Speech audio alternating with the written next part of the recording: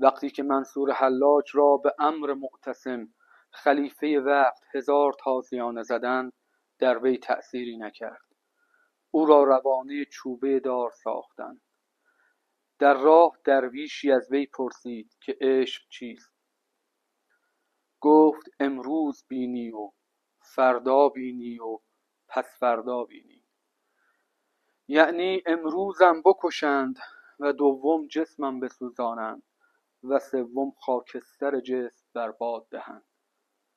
غلامش وصیتی خواست، فرمود نفس را به چیزی مشغول دار وگرنه او تو را مشغول می‌گرداند.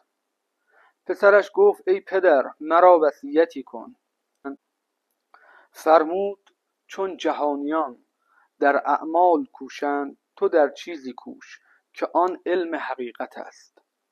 در راه که میرفت با بند گران میخرامید و نعره زنان میگفت حق حق حق، تا به زیر دار بردند. بوسه بر دار زد و گفت معراج مردان عشق است. وقتی که او را به دار میزدند روی به قبله گردانید، مناجات با معشوق کرد. شبلی در برابر آمد و به آواز بلند گفت ما تصوف ای حلاج. فرمود کمترین مقام این است که میبینی.